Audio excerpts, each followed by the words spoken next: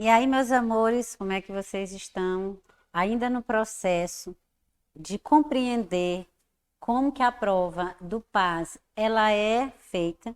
Hoje nós vamos analisar as questões do PAS 2020, né? 2020. E lembrando sempre que todas as questões são baseadas nas obras literárias. Então, a parte gramatical, de interpretação, de compreensão, de semântica, de estilística é voltada para as obras literárias, ok? Então, vamos para frente? Então, vamos lá. A primeira questão traz aí o livro, né? Memórias de um Sargento de Milícia, de Manuel Antônio de Almeida, que foi publicado em folhetim no ano de 1853. Caracteriza-se por documentar os costumes, os comportamentos e os tipos sociais da classe média da sociedade brasileira do tempo do rei D. João VI, ignorados pela literatura até então. É considerado um clássico da literatura brasileira do século XIX.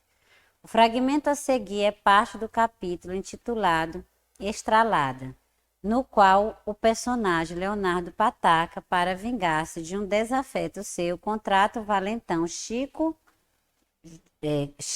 Juca, perdão. Leia-o para responder à questão 1. Isso passa demais. Varro, menos essa, senhor Chico Juca, nada de graças pesadas com essa moça que é cá coisa minha. O Chico Juca estava com efeito há mais de meia hora a dirigir graçolas das suas a uma moça que ele bem sabia que era coisa do rapaz que estava tocando. Tanto fez que este, tendo percebido, proferiu aquelas palavras que acabamos de ouvir. Você respinga? Respondeu-lhe o Chico Zuca, né? Juca, dirigindo-se para ele. O rapaz, que não era peco, pôs-se em pé e replicou: Tenho dito, nada de graças com ela. A voz narrativa predominante no livro Memórias de um Sargento de Milícia é a terceira pessoa, a que pode criar um certo distanciamento do narrador em relação aos fatos narrados. No fragmento, nota-se que essa voz oscila, revelando um narrador que se coloca como testemunha da situação retratada, conforme o seguinte trecho. Então, observe. O que o comando da questão pede? Ele diz que no fragmento nota-se que essa voz do narrador, terceira pessoa, oscila, revelando um narrador que se coloca como testemunha da situação retratada. Então, eu percebo essa mudança em qual alternativa? A. Tenho dito, nada de graças com ela. B. Proferiu aquelas palavras que acabamos de ouvir. C. Nada de graças pesadas com essa moça, que é cá coisa minha. Ou D. Você respinga? Respondeu-lhe o Chico Juca. Eu tenho dificuldade de essas sons muito parecidas, dirigindo-se para ele, e é o rapaz que não era peco, pôs-se em pé e replicou. O que eu percebo? Quando eu quero ver a diferença da terceira para a primeira, eu percebo nos verbos. Então, a alternativa que mescla é a letra B, porque ele diz proferiu na terceira e diz que acabamos de ouvir. Então, se insere a primeira pessoa. Então, o gabarito da questão é a letra B de bola. Então, a primeira, né, nessa confusão de um narrador de terceira para um narrador quase onisciente personagem, é a letra B de bola. Na questão 2, nós temos outro fragmento que foi extraído do capítulo Despedida das Travessuras. Nele narram-se as traquinagens de Leonardo Pataca, né, durante uma procissão que representava a Via Sacra. Era a Via Sacra do Bom Jesus. Há bem pouco tempo existiam ainda em certas ruas desta cidade cruzes negras pregadas pelas paredes de espaço em espaço. Às quartas-feiras e em outros dias da semana saía do Bom Jesus e de outras igrejas uma espécie de procissão composta de alguns padres conduzindo cruzes. Caminhavam eles em charola atrás da procissão, interrompendo a cantoria com diletérios em voz alta, ora simplesmente engraçados, ora pouco decentes. Levavam longos fios de barbante, em cuja extremidade iam penduradas grossas bolas de cera.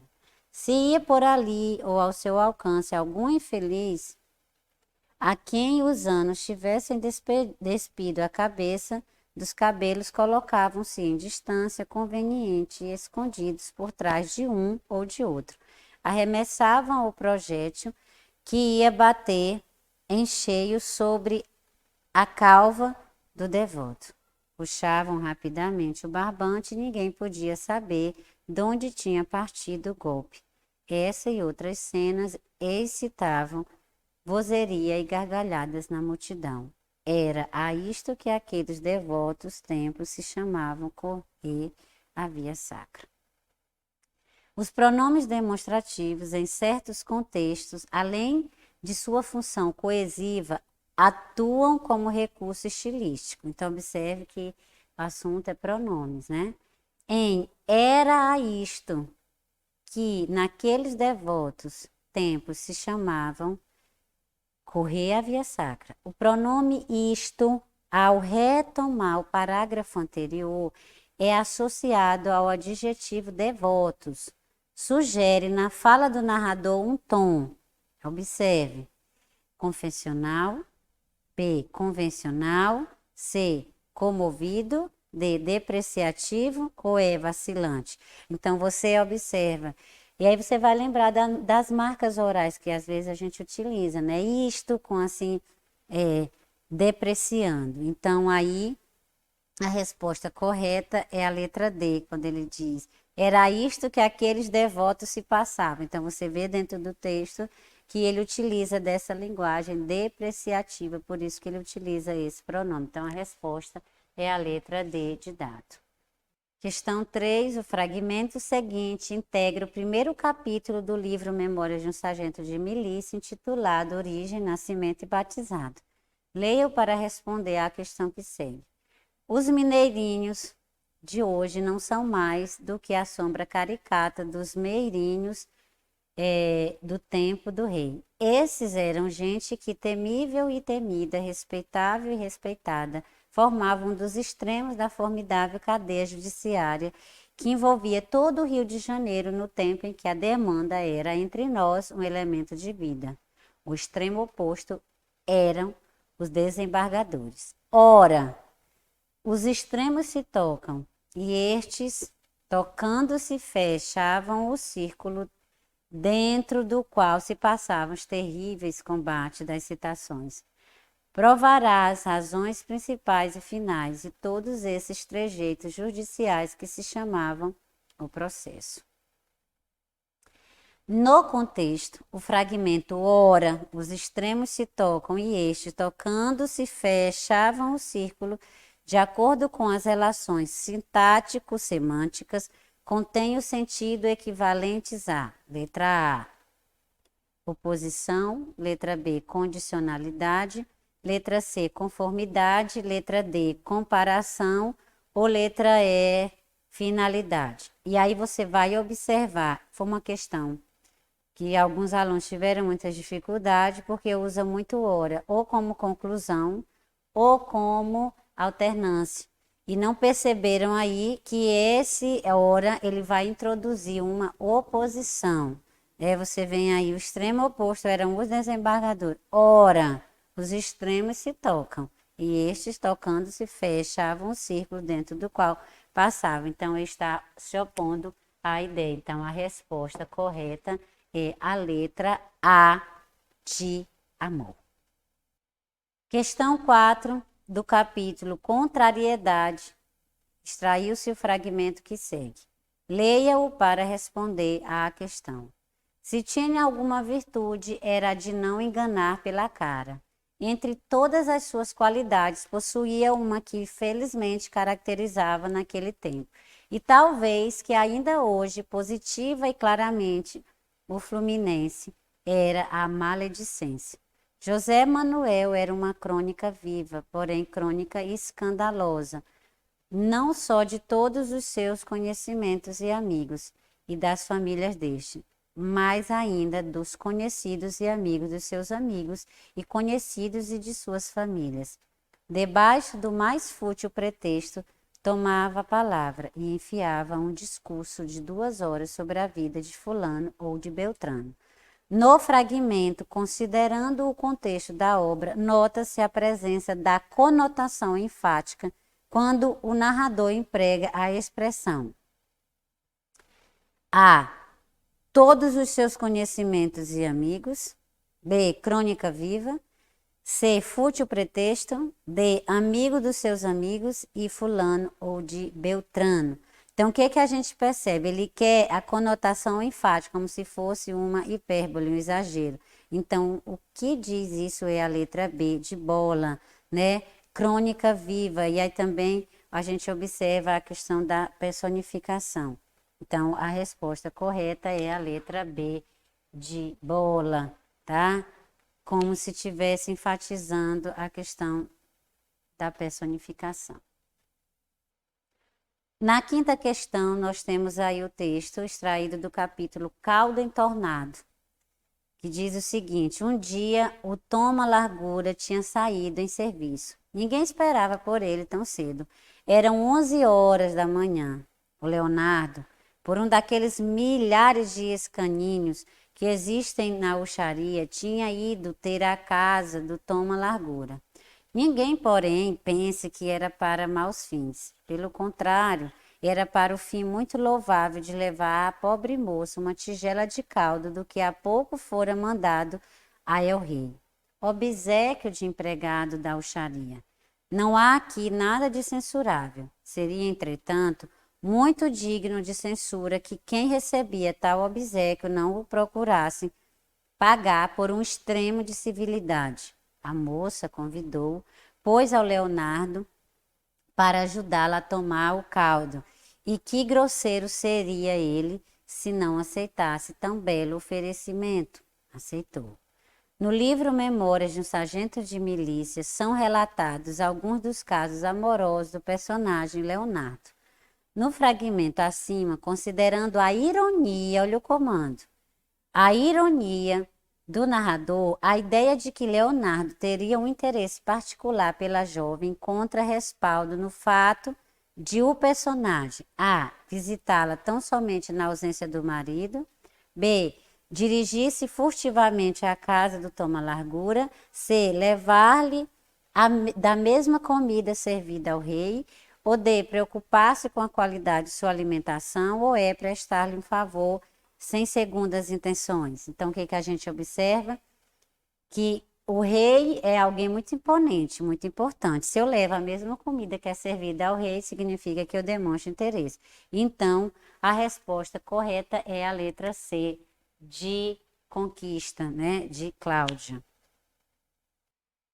Saindo de Memórias de um Sargento de Milícia, nós vamos para a segunda obra, que é Libertinagem, Manuel Bandeira. E esse texto ele vai ser analisado nas questões 6, 7 e 8. Diz o seguinte: Manuel Bandeira, autor de Libertinagem, 1930, insere-se na primeira geração do modernismo no Brasil. Sua obra, também influenciada por sua história de vida, rompeu os padrões rígidos ditados pela produção anterior ao modernismo. Ocupa lugar de relevância na produção poética brasileira do século XX, sendo um dos poetas conhecidos e estudados na contemporaneidade. Especificamente, Libertinagem acompanha o ideário do grupo modernista da Semana de 22.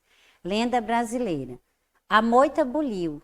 Bentinho Jararaca levou a arma à cara. O que saiu do mato foi o veado branco. Bentinho ficou pregado no chão. Quis puxar o gatilho e não pôde. Deus me perdoe, mas o cu-sarumim veio vindo e parou junto do caçador e começou a comer devagarinho o cano da espingarda. Do conjunto de propostas defendida pelo grupo modernista de 22, o poema Lenda Brasileira ilustra o recurso do ou recurso da fragmentação poética assinalada pela presença do elemento religioso, a gente já vai tirando isso. B, nacionalismo crítico marcado pela incorporação da oralidade, a gente também tira. Revisionismo do passado histórico tematizando a cultura popular, analisando a obra, não. D, poema piada com versos irônicos, livres satíricos, a gente vê graça, não. É, poema em prosa com recuperação de elementos do folclore brasileiro. Então, a gente percebe isso dentro da obra, porque ele está contando uma história. E a gente observa que é em forma de poema, que é uma das características dessa geração. E a gente vai ver isso em outras obras mais para frente, certo? Então, fique atento a isso. A resposta correta é a letra de expoente, é de esperança.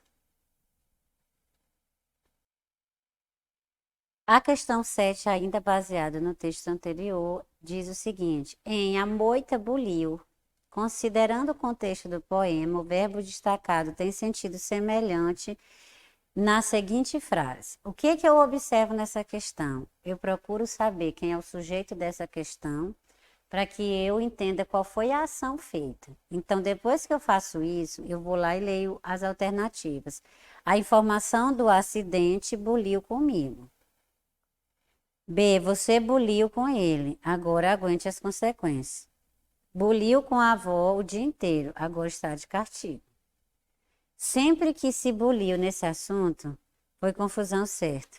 Assim que o rapaz buliu no cabelo, ela pôde notá-lo. Então, a moita buliu. Então, a informação do acidente mexeu comigo, né? Me afetou. Você buliu com ele, você o contradisse, você brigou, você mexeu no sentido que eu estou falando popular, né? Buliu com a avó o dia inteiro, então ela infernizou a vida dela.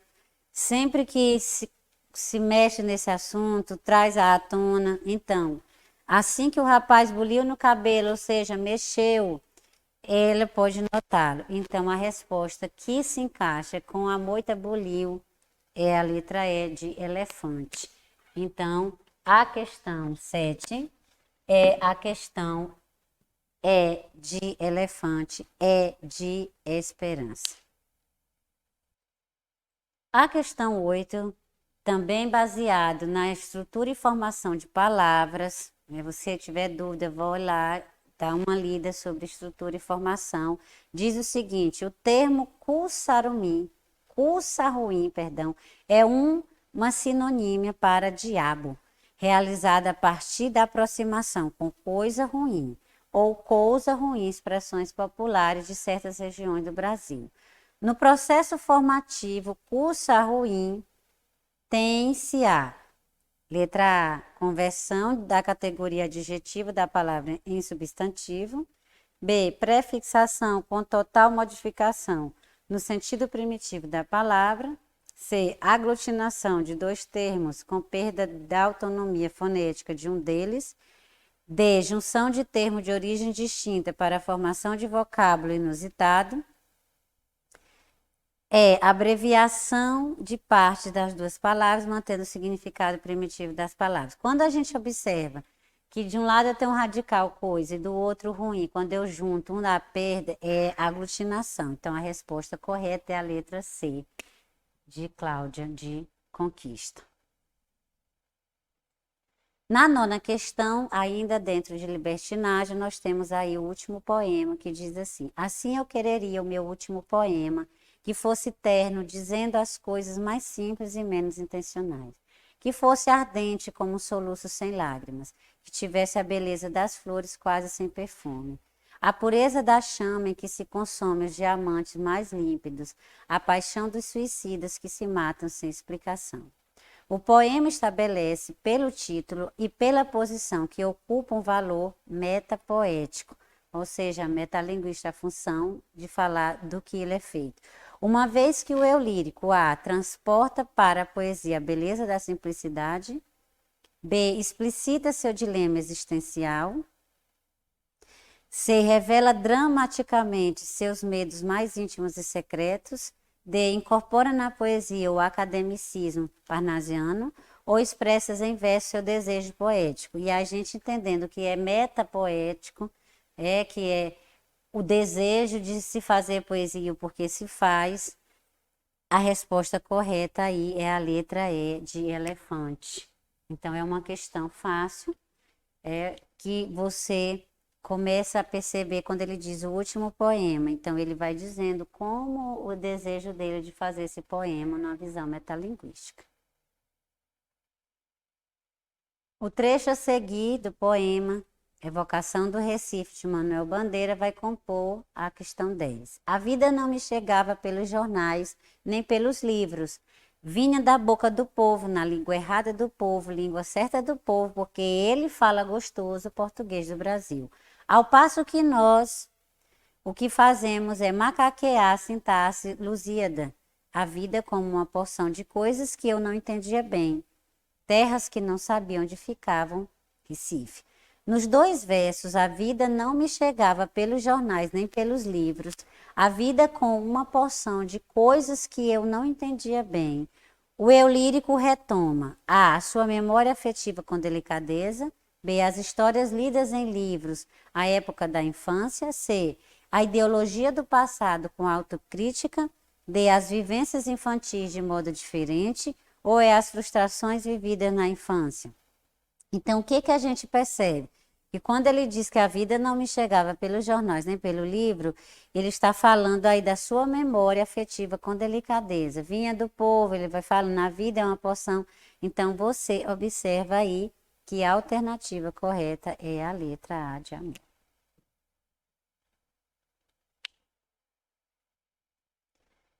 Este é outro trecho do poema Evocação do Recife para a questão 11. A gente brincava no meio da rua, os meninos gritavam, coelho saía, não saía, não sai. Coelho sai, não sai. As distâncias, as vozes macias das meninas politonavam. Roseira, dá-me rosa. Craveiro, dá-me um botão. Dessas rosas, muita rosa terá morrido em botão. Sinestesia é a figura de linguagem que associa as sensações percebidas por diferentes sentidos. Essa figura está presente no seguinte verso.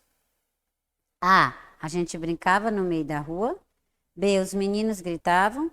C. Dessas rosas, muita rosa. D. A distância das vozes macias das meninas politonavam. Ou E. Craveiro, dá-me um botão. O que eu observo?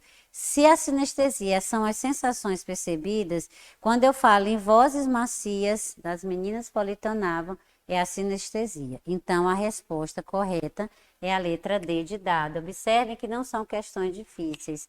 Basta que você leia as obras e compreenda, ok? Na questão 12, nós temos outra obra que foi exigida pela UEMA, no UEMA Sul, Verão no Aquário, publicada em 1963. É o segundo romance da escritora paulistana Lígia Fagundes Telles. O romance passa-se na década de 1960 e evidencia dilemas relacionados ao universo feminino instaurado principalmente na relação conflituosa entre mãe e filha. Leia a passagem a seguir para responder à questão. Resolvi papéis e livros da minha mesa. Abri gavetas. Por onde andariam meus retratos? Vi um retrato assim do meu pai, um menino débil e louro, na sua roupa de marinheiro, a mão direita pousada na mesinha com uma toalha de franja e um vaso de flores em cima. A mão esquerda na cintura, os dedos graciosamente imobilizados pelo fotógrafo.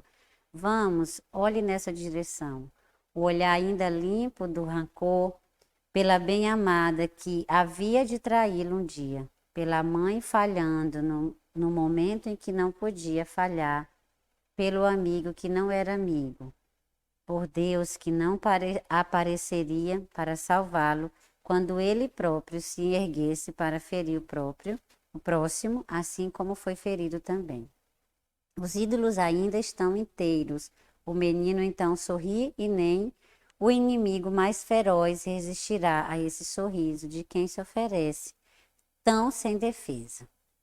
No trecho, a narradora, ao encontrar o retrato de seu pai quando criança e associando aquela imagem ao homem que se tornou, percebe-o como um sujeito A, medroso, B, desamparado, C, traiçoeiro, D, religioso ou E, incrédulo. Então, você vai, se precisar, voltar ao texto, ler, porque a resposta está dentro do texto. E o que a gente percebe?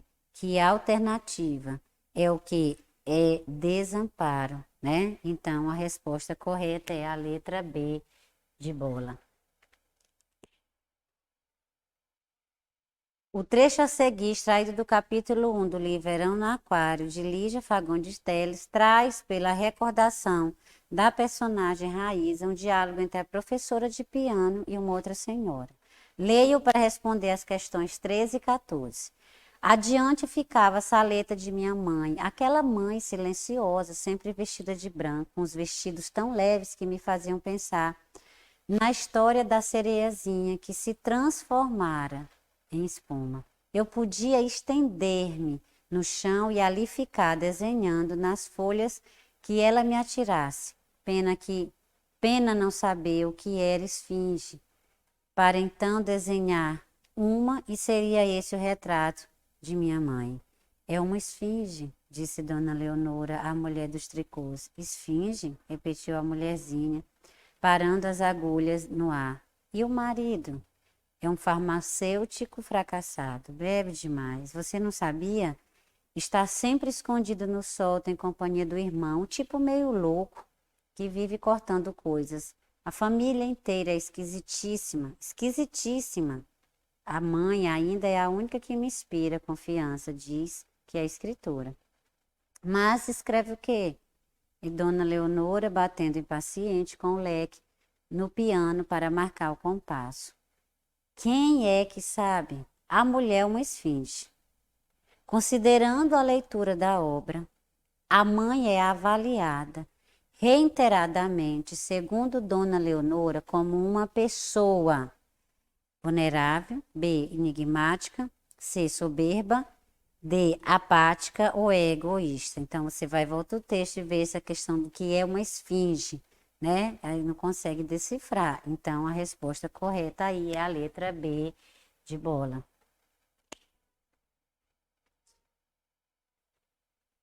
Na questão 14, baseada no texto que nós lemos anteriormente, há um juízo positivo acerca da mãe de Raíza. Esse julgamento, entretanto, é maculado por um certo ceticismo revelado na seguinte expressão.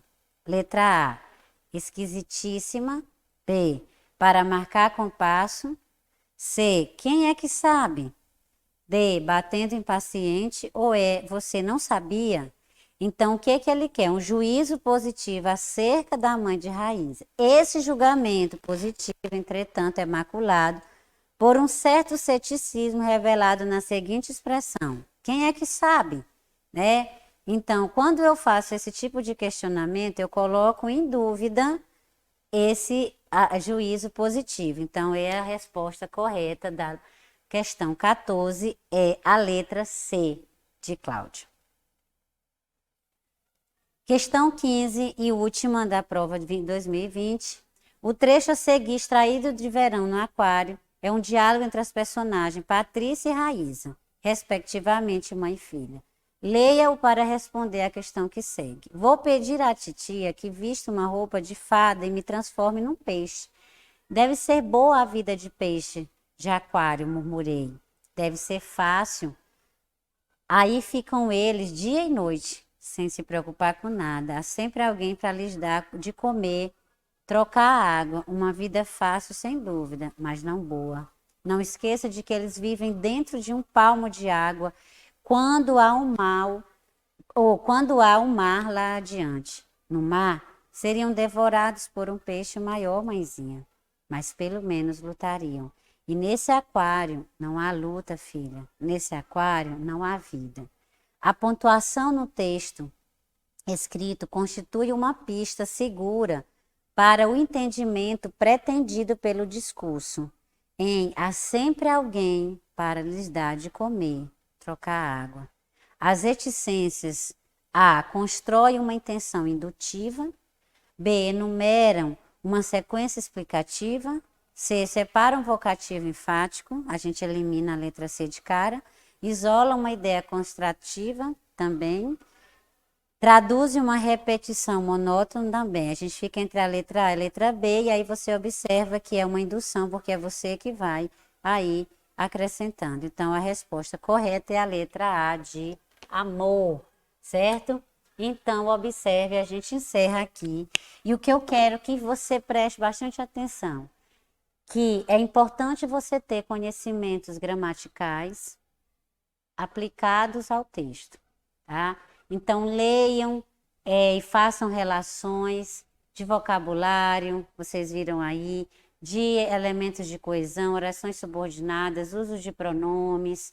Então, quando você estiver estudando para a prova, lendo os livros, façam essas associações, ok? Então, nós ficamos por aqui. Um cheirinho no zóio, fiquem com Deus e uma boa prova para vocês.